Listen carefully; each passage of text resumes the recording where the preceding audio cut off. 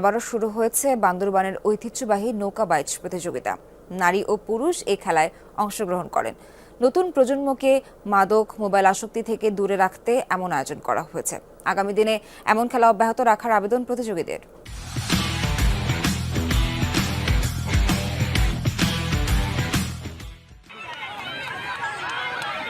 শনিবার সকালে বান্দরবান শহরের উজানিপাড়ার সাঙ্গু নদীর ঘাট থেকে শুরু হয় নৌকা বাইচ প্রতিযোগিতা। এতে অংশ নেন জেলার 18টি টিম। সপ্তাহব্যাপী ঐতিহ্যবাহী এই ক্রীড়া প্রতিযোগিতার আনুষ্ঠানিক উদ্বোধন করেন জেলা পরিষদের নবনিযুক্ত চেয়ারম্যান অধ্যাপক থানজামা লুসাই। ছুটির দিন হওয়ায় এই প্রতিযোগিতা দেখতে আসেন স্কুল কলেজের বিভিন্ন শিক্ষার্থী ও দেশি বিদেশি অনেক পর্যটক।